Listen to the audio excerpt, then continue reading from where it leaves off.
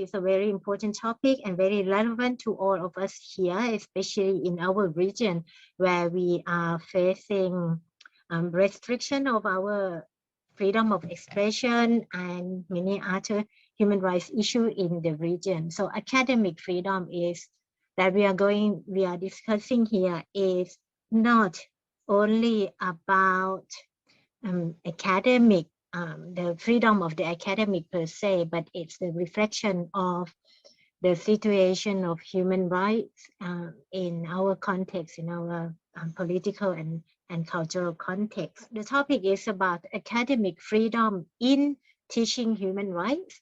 So I try to point out to where teaching human rights kind of overlaps or relates to the issue of academic freedom, and what would be the challenge in our discussion about teaching or doing human rights education.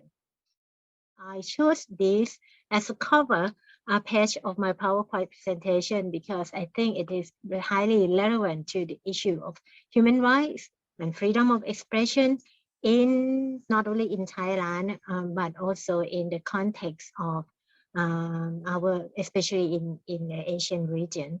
For those of you who may have been to Bangkok, this is a photo from the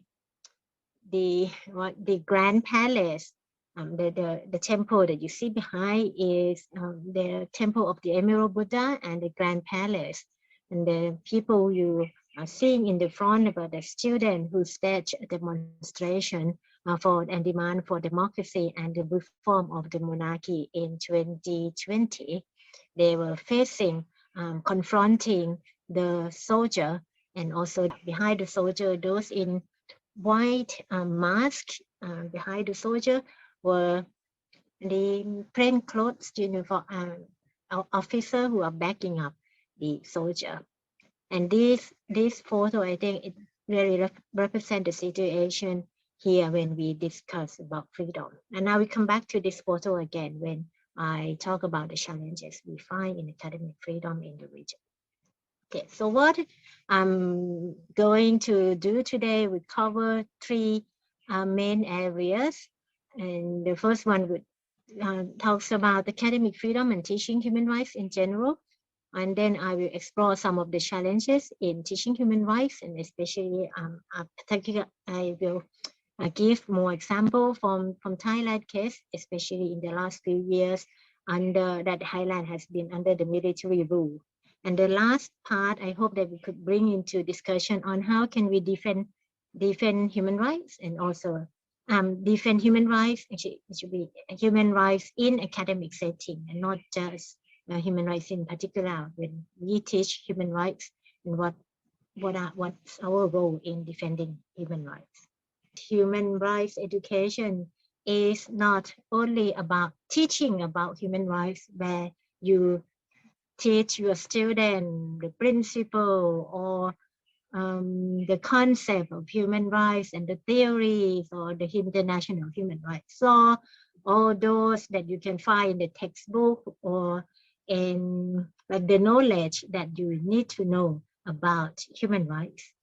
But when we talk about human rights education, it is not just teaching the student or giving the student the knowledge and understanding, but it is also about teaching through human rights, where you engage in human rights practice, you use human rights practice in your teaching pedagogy.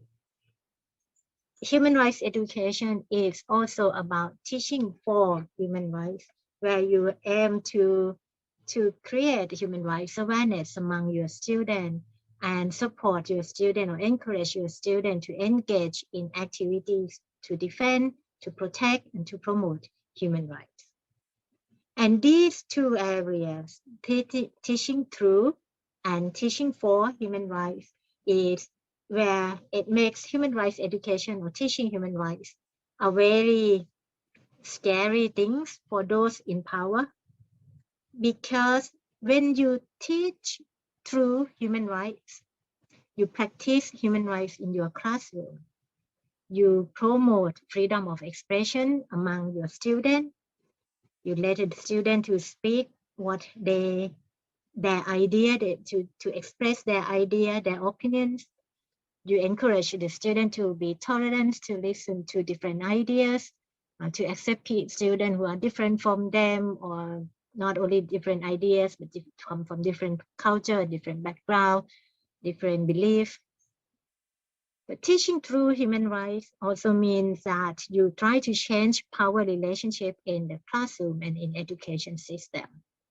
The teacher, the lecturer, is not someone who knows best, know more, or the right one, not always the right one. But the students are encouraged to have more or less equal relationship with the student.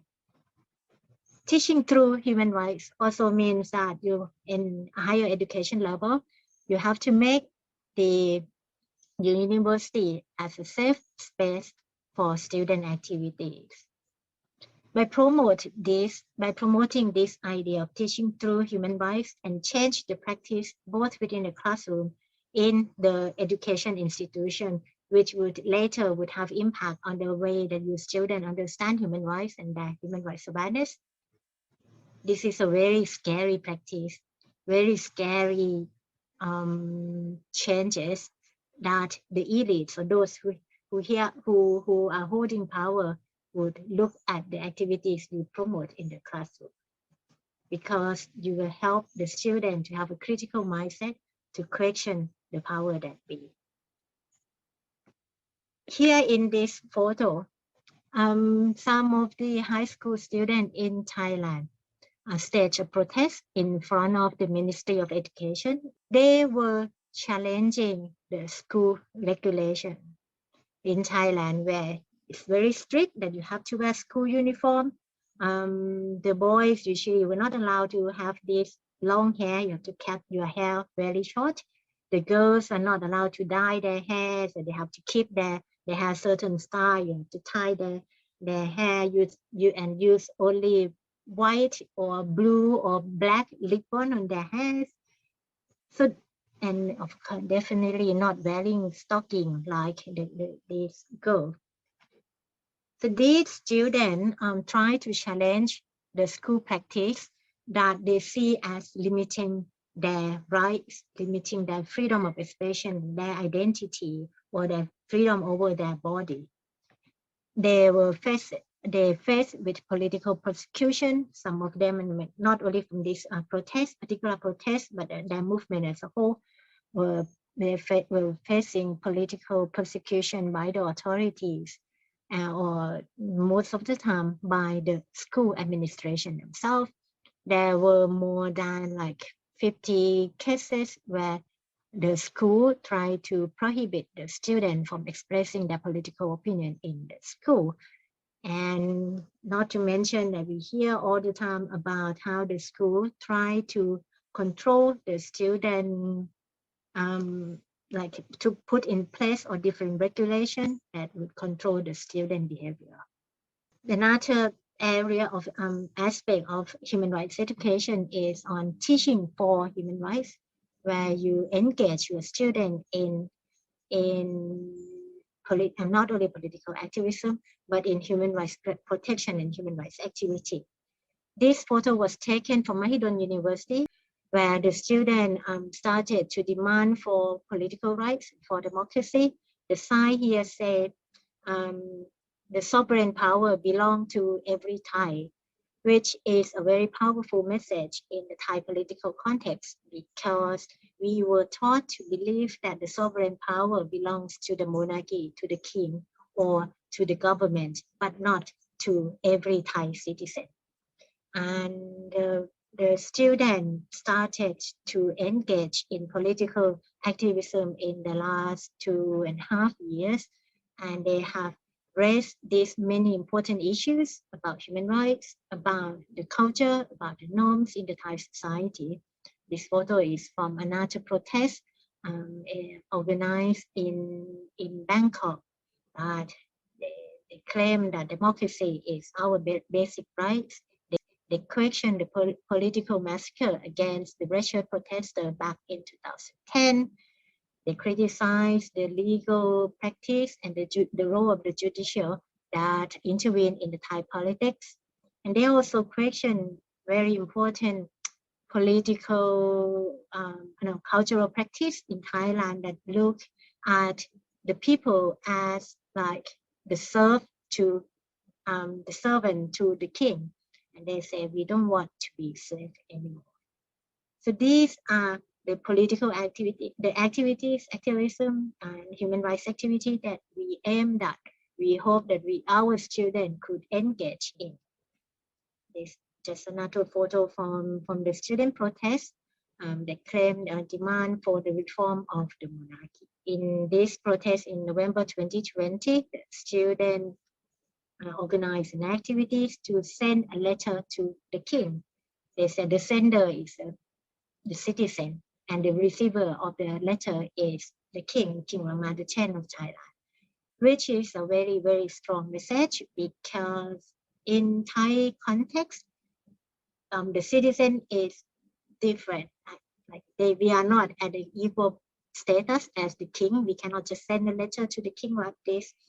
So that activity is very challenge the political and cultural hegemony in the Thai society. I show this photo to you to show that now we talk about human rights education, but teaching about human rights or doing human rights education is not limited only in the classroom, but it involves the wider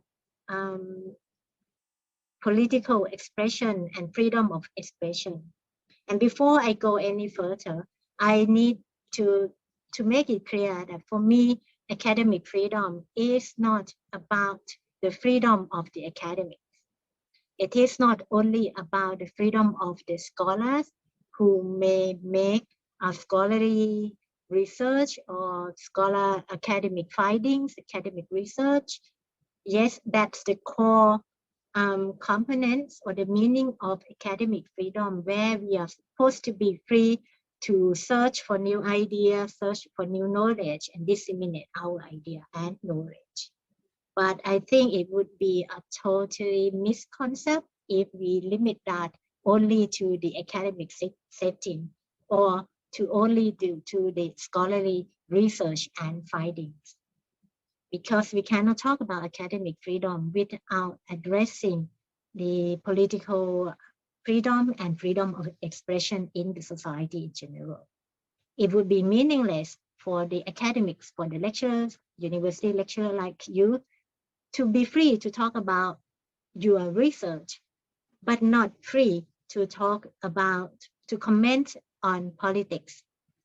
It would be meaningless for the academics to be free to talk about anything or to actually to have a privilege to talk about anything, but the society, the people in the society in general would not have that same rights, not privilege. I think we need to make this very, very clear because many times I feel a little bit uncomfortable when people talk about academic freedom and they only talk about the rights of the academic and without acknowledging the fact that the society at large cannot even enjoy the basic rights of freedom of expression. Okay, that's my disclaimer, and that's how I look at the academic freedom. Then my next part would be on the challenge of the teaching human rights and also academic freedom. I think in our region, we are actually around the world, but in our region, in Southeast Asia in particular, we are experiencing the increased authoritarianism and also the conservative regime and society. I add the term society here because I think we are not just dealing with the state, but also the conservative state that also try to limit our discussion about human rights. Any critical view of power is criminalized. Freedom of expression is criminalized in many societies. And that, this photo was taken from our Institute of Human Rights and Peace Study in Mahidol University back in 2017, when just not long after the military coup, and we organized a couple of seminar, public seminar at the institute. And whenever the topic is about politics, the military would come in, the soldier come in uniform to listen to our discussion. And this is definitely a violation of freedom of expression, because how can you really express your idea, your political idea, knowing that this guy in camouflage uniform would take note of everything you say and may prosecute you afterwards. And this, even although today we don't experience that anymore, but it doesn't mean that we can discuss politics freely.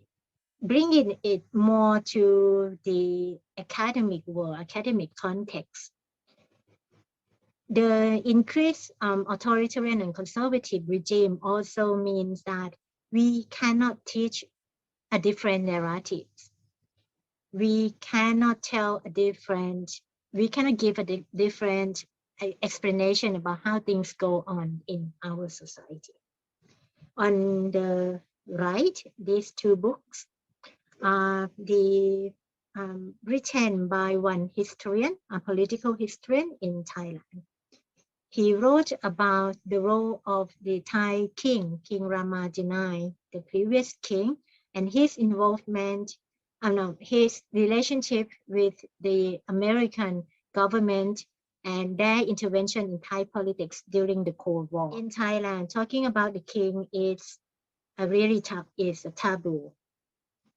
Criticizing the role of the king in politics is, I cannot say that it's illegal because the law doesn't say that it's illegal, but the authority have been using the lèse majesté law to punish whoever who say that the king involved in the politics. The academic who published this book was sued by, not by the Thai state, but by another academic for writing, and the plaintiff claimed that he misused the data and evidence. In effect, they're trying to say that when you say that the king involved in the politics, that's wrong. The case is still pending in court, and we don't know how it's going to end. The university, the books come from his PhD thesis. The university that published, gave his PhD, set up a committee to look into the claim that he misinterpreted the data, the evidence that he used. The university didn't find any wrongdoing, but it did nothing more than that. It didn't stand up to defend the student, their PhD student.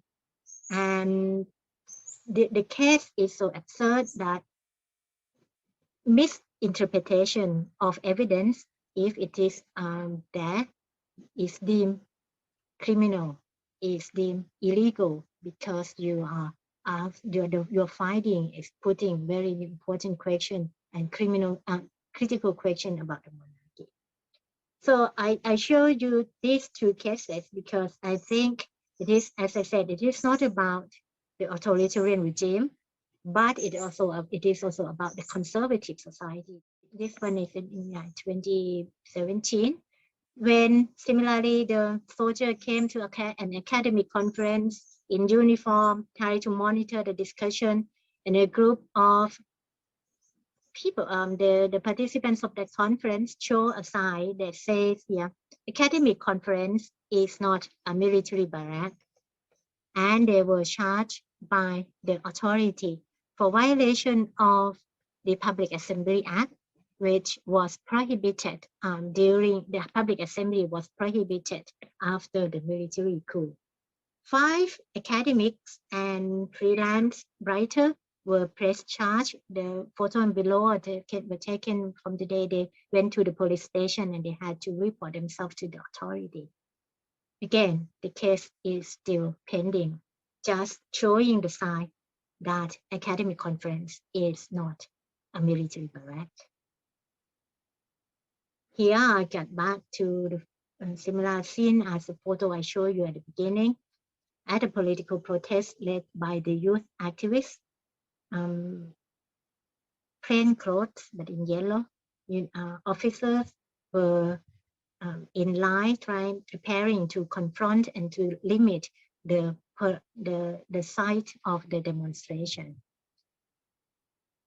This is a color photo from what I showed you before. So when we talk about challenges in teaching human rights and in relation to academic freedom, I think we can see that the academic would have limited space in really express their idea if the society is not very open to listen to different narratives.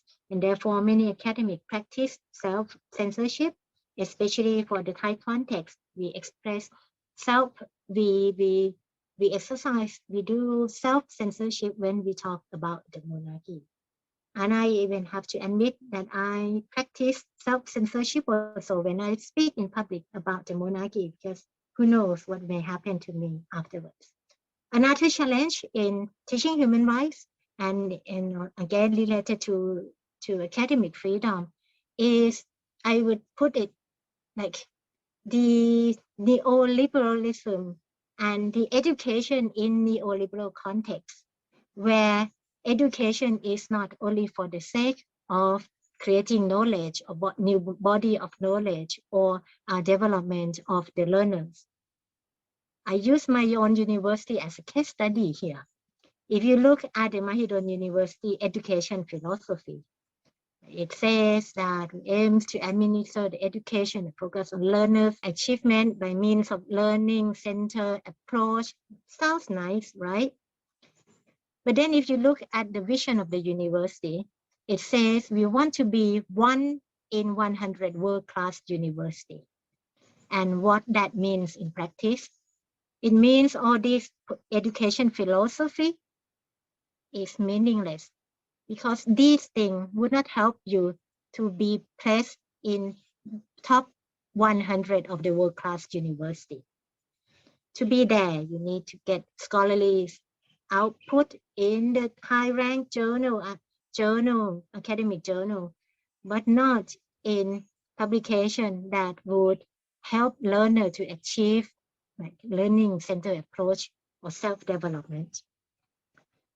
At a bigger level, we are under the control of the Ministry of Education, the Ministry of Higher Education Learning Framework, that already specify the core learning domains that the student would need to achieve. Not only that they said we need to achieve, our students need to achieve these 5 domains, but also they go into details what they mean by ethics and morality. We need to develop our students, to teach our students to follow certain principles of ethics and morality as defined proper and good by the Thai state. And how are we going to have academic freedom under this context where both the academic institution and the ideology behind the organization that control the education in the society is very narrow and try to achieve only certain goal, either in the market, in the competitive education market, or in the state ideology. Thank you for this topic also, because this is really what I'm currently doing on research, and also making a sort of policy advocacy, and also collaborative work with other scholars in Indonesia as well as at international forum. I have also a few points that I would like to share about this topic, academic freedom in teaching human rights. I would like to start with the case about the teaching. It was in 2015. My colleague Rosnida Sari, she was a lecturer in gender studies, just graduated from Adelaide University in Australia, but she has been subjected to threats and suspended from teaching after inviting a group of her students to voluntarily visit a Christian church as part of a lesson about religious tolerance. So that the idea was really sort of like interfaith dialogue, yeah, directly from students and also uh, the priest. And Sari led the church visit in late 2014, and then shortly thereafter, online protests against her began, reportedly including accusations that she was attempting to Christianize her students, as well as death threats and threats against her family. It was for the first time I found this case was really very important in looking at the situation of academic freedom. And I flew to Aceh to see her, what is happening, and then discussing with her. And then finally, she felt that really unsafe situations living in Aceh because of her lecture. Then now she moved to Jember, my hometown actually, moved to University of Jember. So Rosni Dasari is one of important case to see the situation of academic freedom in Indonesia, especially dealing with the teaching of human rights, yeah, or teaching for human rights, because she thought about tolerance. The other case, just recently, it was May 2020. It was in Yogyakarta at my faculty. The discussion plan for students of the Faculty of Law at Gadjah Mada University, discussing about impeachment actually in constitutional system. It was cancelled due to terror attacks in the form of intimidation and death threats. Terror and threats began to arrive in the midnight, yeah, at the names listed on the activity posters, namely speakers, moderators, and discussion points. The targets of the threat spread to the family members concerned in the form of sending text messages to the parents, yeah, including students' parents. So I cannot imagine this is just usual discussions, regular discussions among constitutional law students. They initiated the discussion because they would like to know what will be the constitutional basis in discussing about impeachment, and inviting other lecturers, Professor Nikma from University of Islam Indonesia, UII, also based in Yogyakarta, and she got also attacked by digital threats. So all of participants, organizers, as well as speakers got attacks from that case. So based on these two cases, actually uh, inform us the situation is getting worse in the context of discussing of protecting academic freedom. What is academic freedom? I refer to the interpretations of Article 13 from General Comment from the Human Rights Council, that mentioning about paragraph 39 and 40. Paragraph 39 mentions about free to pursue, develop, and transmit knowledge and ideas through research, teaching, study, discussion, documentations, production, creation, or writing. This includes liberty of individuals to express freely opinions about the institutions or system in which they work, to fulfill their functions without discrimination or fear of repression by state or any other actor, to participate in professional or representative academic bodies, enjoy all international recognized human rights applicable to other individuals in the same jurisdictions. And the second element, talking about academic freedom, is related to the requirement for autonomy of institutions. So that is clear what we could refer about what is academic freedom is. The latest context of the latest situations of academic freedom, yeah, we can referring to several statistic or data made by this one is academic freedom index. If you see the color, actually Indonesia is put in the green one. What is that? The green, but then the other part might be red or orange. It means that more dangerous situations for academic freedom. You can compare also the latest one from the Germany Academic Freedom Index, measuring about by using colors as well. If you see most of countries in Southeast Asia also in red colors. Yeah.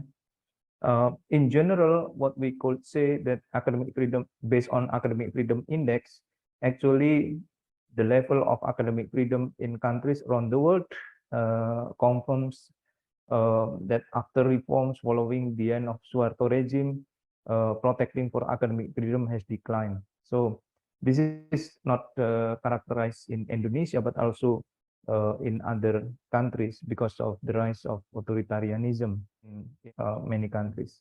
Learning from Indonesia, we could note several sort of like fundamental issues in looking at what is the problem of academic freedom. First, no or limited university autonomy, because the state or minister political intervention to appoint rectors become really matters, and also injected administrative measures or bureaucratizations that really influential to the campuses in Indonesia. Second, it's about feudalism legacies, also part of the, what is that, if we look at the social structure in the university, it also reflect the situation of how to suppress students or academics or researchers because of its relation to political power. The third, no or limited legal framework to protect academic freedom, and also less academic freedom traditions. Debating, it's really sensitive topic or sensitive, you can be easily targeted because of impolite, because debating higher level of in management system in the campus. The fourth, controlling research, publication, and its institutions. This is the current situations after the dissolvement of several research institutions in Indonesia become into one. And then for the first time since last year in Indonesia, the research institute connect to the ideological supervision institute. So that will be closer to the China experience in maintaining research institutions. The fifth, suppressive policies to silence criticisms, plus states cooperations and hegemony in disciplining academics and researchers, because this is related to or connected to the oligarch power relations. So that's why corporations become a stronger intervention to the campus. And the last point is related to targeting criticism or protests by using digital attacks. So we call it digital authoritarianism, and also followed by violence attacks, because for instance like doxing, persecution, and so on, it could lead to violence physically at ground. The challenge in current situation in Indonesia, especially because of presidential decree in 2021 concerning the centralized institutions, National Research and Innovation Agency. Actually, this shows three dominant characters due to integration. The first one is bureaucratization, second is centralization, the third one is control. While in the campuses or universities, Indonesia's rector appointment system still there, threatens university autonomy, and this is also giving control over major aspects of university policy making to political actors outside the university. Just to give you an example, just recently case, after David gave you a research, independent research from France. He was deported because reporting about deforestations. But then just few weeks ago, Eric Maillard, Dutch nationality, and also his college actually carried research on orang utan. And interestingly, for the first time, the government, especially Minister of Environment and Forestry, declared about the prohibitions for those foreign researchers coming to Indonesia because of the different research findings. And this is really what I call as anti-science narrative in Indonesia now is getting stronger as the Indonesian government continues to suppress the academic freedom of researchers in disseminating the research. And for us, this is not surprisingly at all because it's really continuously attacking independent researchers, university lecturers, and also students. The other concern is about cooperations. Just few days ago, actually, the government getting releasing the new agreements between Indonesia and Norway. And this is also a particular case in making research or publications. If the researcher would like to publish in relation to their project cooperations, must be get approval from both institutions from Indonesia and also from Norway. And then I argued this is also limiting academic freedom because if a researcher can publish their research if they feel this is really important for public or must be read by many. And then interestingly, days after that, numbers of intellectuals or scientists from Norway also spoke up on this issue. This is also a good thing that we can collaborate in making solidarity for bringing the message of academic freedom, Indonesia and Norway. What we could learn from KIKA. KIKA is a new established organization just 5 years ago. We carried annual meeting, public discussions, investigations, or publishing manuscript, policy advocacy, strategic networking, making amicus brief for the court, and also legal opinion, providing expert or witness at the court, and also organizing academic students and student press. For the first time after the meeting in 2017, we started by drafting Surabaya Principles on Academic Freedom among victims, researchers, or those who concerned on academic freedom, including Rosni Dasari, the one who was targeted for killing. And then after drafting 5 principles, a year later, then Southeast Asian Human Rights Studies Network also endorsed this, translating and also making this more familiarized to other institutions, and hopefully it will be a good message for bringing the academic freedom in this region. Just to update about the collaborative works among academics at international level. KIKA, as part of this strategic advocacy in Indonesia, in collaborative with scholars at risk, also bringing the message of this academic freedom through UPR mechanism. So I just came back from Geneva for presenting academic freedom situations in that mechanism, and it was supported by SAR, Scholars at Risk. But in the very beginning, actually, KIKA was sponsored by Southeast Asian Human Rights Studies Network and SEPSI, because it was really urgency to build national coalitions. So I would like to say collaborative work is really important. In our recommendation, we also promote several points that you can see this actually promoting academic freedom in the campus or in research institutions, trying to stop any forced or legal actions, because so many criminalizations or lawsuits, libels, and so on, targeting academics, investigations, establish an ombudsperson, revise cyber defamation as part of digital law, and also strengthen university autonomy. Reflections, this is my last slide.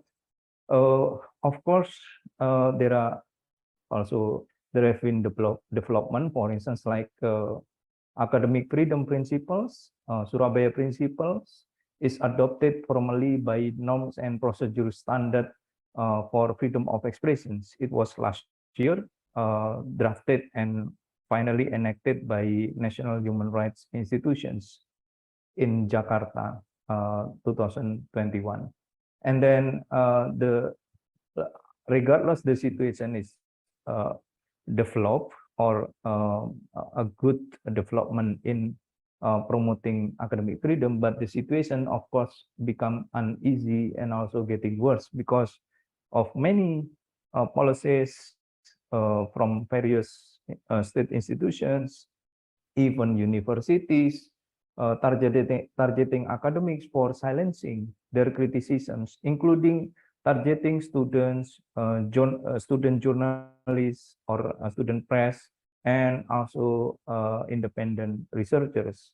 This because of authoritarian rule, the rise of authoritarian rules, and the situation of democracy decline.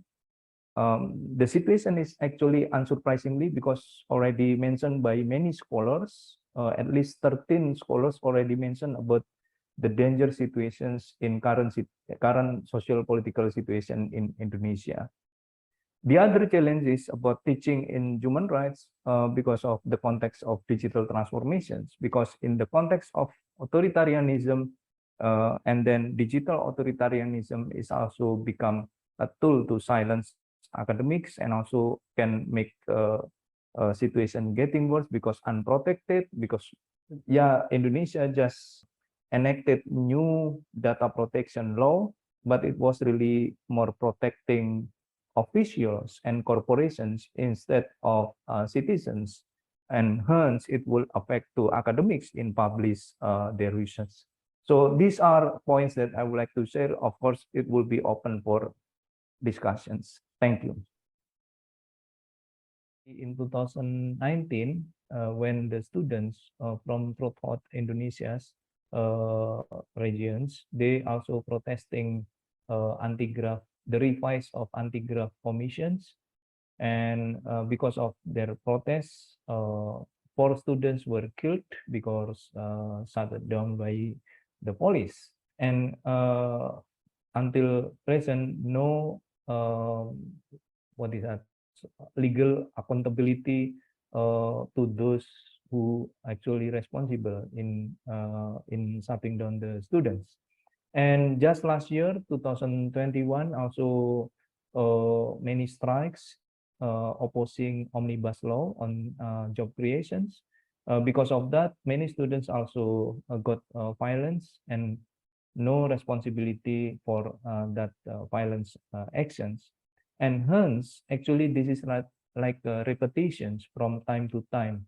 What is happening in the region, especially dealing with how the public, including students and academics, criticize the government's policies, actually is part of academic freedom.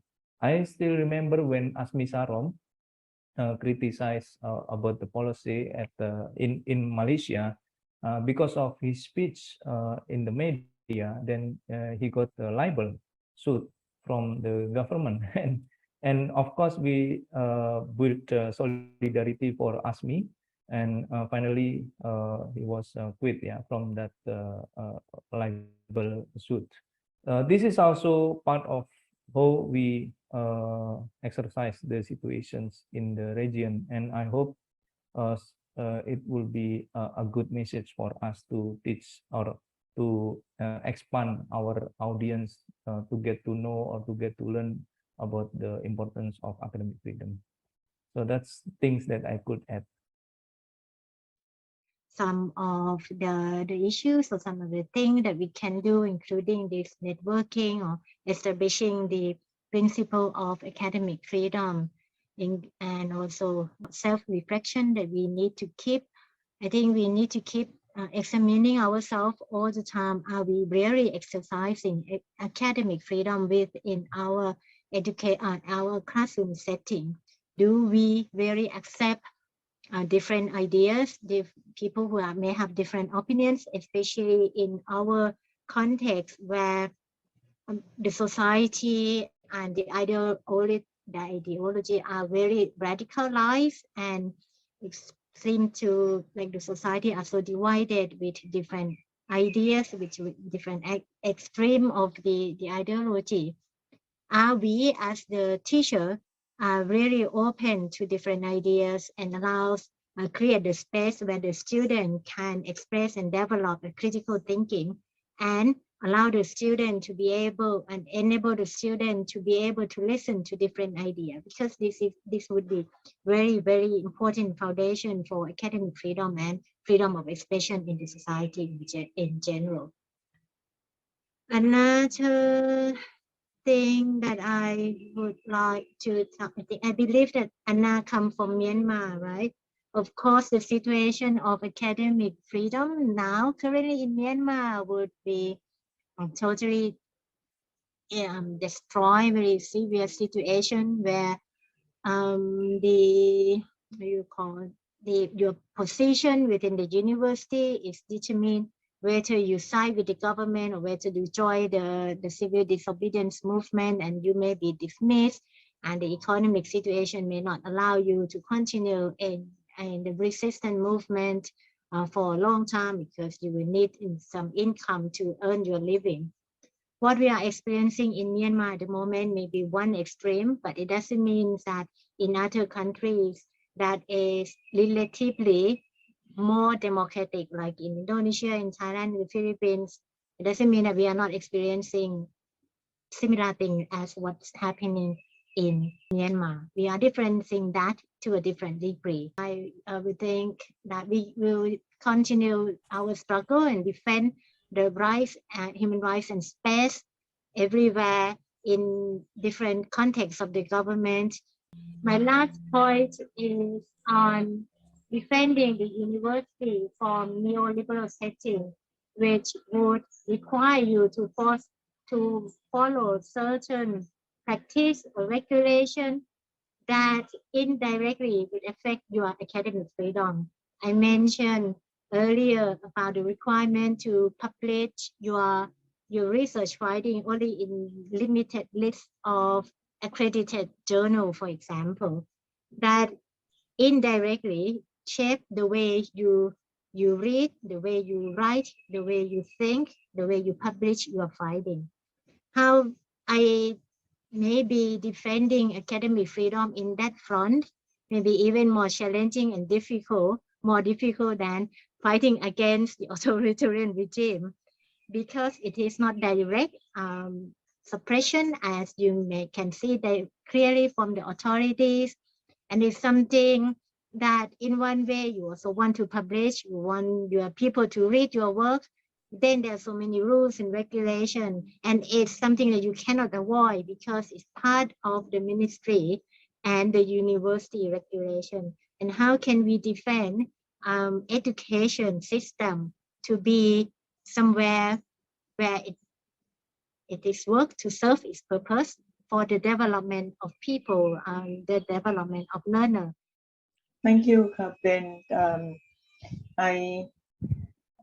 I think when we talk about academic freedom, especially in the academic setting, as you mentioned a few times, Ben, it starts in the classroom.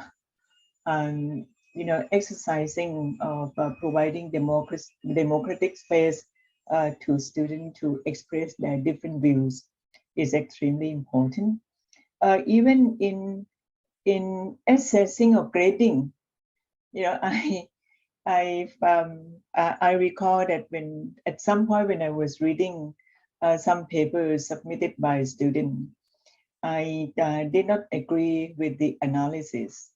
But when I found that the analysis was very solid, although I do not agree with it, but I still grade, I still give that particular student a good grade, because for me, that is an exercise of academic freedom, critical thinking. Lecturers, as myself, for example, I may not agree with it, but that's completely another different, completely different thing. So I think that's why I was talking about academic integrity earlier, because academic integrity has to be exercised by lecturers and also by students, because we are teaching them. That's the first thing.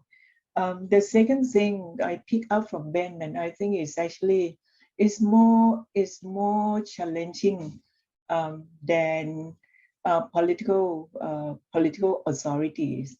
It's actually about neoliberalism, because universities currently seem to be following the path of neoliberalism. So we see in different countries, including Thailand, Indonesia. I'm not quite sure if you see this clearly in Myanmar, but what I call commercialization of education, that areas like human rights, peace, and conflicts hardly find space to get into universities, on top of sensitivity of the issue itself. But human rights education is hard to sell. I recall many years ago, my friends in Singapore sent me a message saying happily, Sipapa, we are going to open a course, human rights course, at this particular university. But then the next inauguration was already prepared. But the next day he sent me another message. Sipapa, I'm sorry to inform you that our the inauguration that we prepared was cancelled by the university. Not only, as I said, not only because of sensitivity, but also because of economic commercialized oriented of the universities itself. This is on top of requirement, strict requirements. Mahidol University is very peculiar. In Thailand, that academics are required to publish only on, for example, Scopus index journals in order for their papers to be counted. I checked with other universities; many of them are not reaching that level yet, Ben. Even at Chulalongkorn University. So I feel that Mahidol University is going really to the extreme. And then the last point is about defying power. And by defying power, I feel that we are moving beyond political powers. Defying power also means, for me, that you are, I feel that it's important to define university powers, define university regulations, because it seems that we tend to compromise, we tend to accommodate the universities, which finally we end up with losing our academic freedom. And it, for me, is extremely important. I think academic freedom is related to kind of the larger issue around creating a conducive environment for human rights to flourish. I mean, or even to use that term is a bit too ambitious, I guess. It's more creating a platform for a rights respecting university or higher education. We're talking about academic freedom in higher education. And I just want to point out that I've been observing Mahidol University, since we've talked about Mahidol University a lot as example, that because of the new narrative around SDGs, the Sustainable Development Goals, which I believe a number of universities or academic institutions now kind of have to jump onto it as a new indicators, to measure the performance of universities. So it's not just in terms of publishing and research and things like that, but this dimension of SDGs have apparently played an important role of the universities direction of how they want to invest or put priorities on certain things. Mahidol University have issued some new regulation that seems to be more human rights friendly. For example, around is, there's a particular announcement on academic freedom, right? And Ben was asking me that why is that something happening? This, and actually it came from the SDG indicator, SDG 16, where the specific indicators have asked around this issue of peace and justice and how the university have policies, anything around academic freedom. And I think Mahidol University just said, okay, in order to get some more points on this, I'll just issue a statement or announcement around academic freedom. But I think now is an opportunity for us to see then what can we do to make this more substantive. It's not just a statement. What does it mean? How does this translate into actual practice? And so I think something like this we need to see as an opportunity.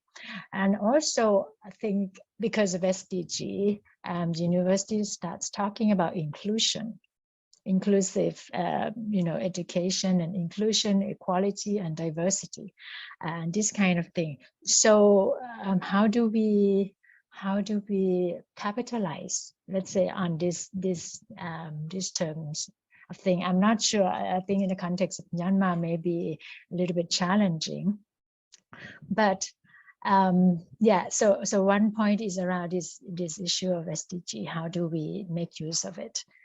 And if this is in the interest of the higher education executives, anyway. The other part I want to share, maybe just to think out loud around this. It's around how do we change the narratives of our own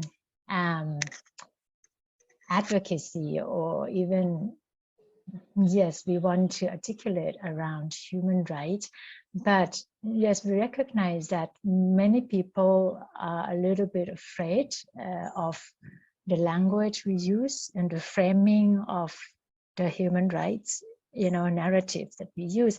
And so they completely kind of shut down. They don't listen because they think whenever we open our mouth to speak, to say something, it's going to be tension, it's going to be about conflicts and things like that. And so I was just reading an article around changing our narrative. How do we frame the issues that we want to say without compromising the principle that we want to articulate? But it's about language and framing. I haven't read all of it, but I thought this is something important, to frame something or to present a narrative that does not turn people away, because we want to build allies. And I realized that even in Mahidol, where maybe people are more conservative, the lecturers, faculty members, because they come from the science and health science background. But a number of them, when you use the language of justice, for example, social justice, they can come on to it and they can identify themselves that, okay, we can talk about social justice. So I think we need to think more about the narrative and language when we're trying to not fight against the larger regime framework that is, based on this liberal economy, hegemony, authoritarianism, whatever, that's combined to be a kind of a larger mindset that frames and controls what goes on in the academic sphere. And we need to be a little bit more creative around this.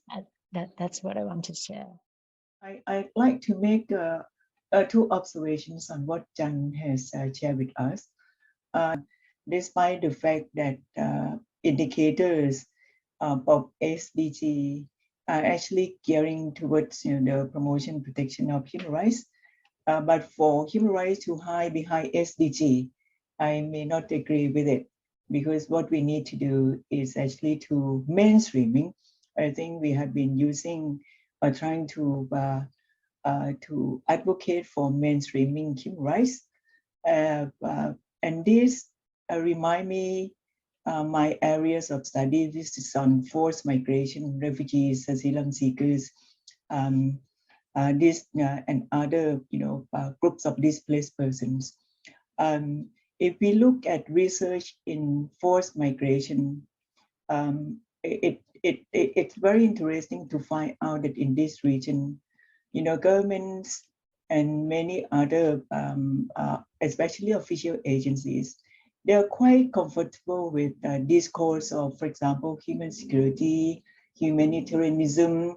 But when it comes to talking about protection of rights of those groups of people, they immediately become quite uncomfortable. So during the past 20 years, we have been trying to mainstreaming the concept of the discourse narrative, if I may use your term, narrative of human rights for forced migration context. Otherwise, I think we are trapped within the concept of humanitarianism and human security with different interpretations, of course. But I do agree with Chan that at some point in some particular context, you need a kind of what I call entry points. If human rights cannot find ways as entry point, then you may have to use some other concept. And in this case, SDG could be a good entry point, because every country, and as Chan rightly mentioned, it seems that every single universities are now using SDG as part of their indicators as well. So as entry point, I would agree with it. But in the same time, I think we need to continue mainstreaming human rights in different contexts, different situations here.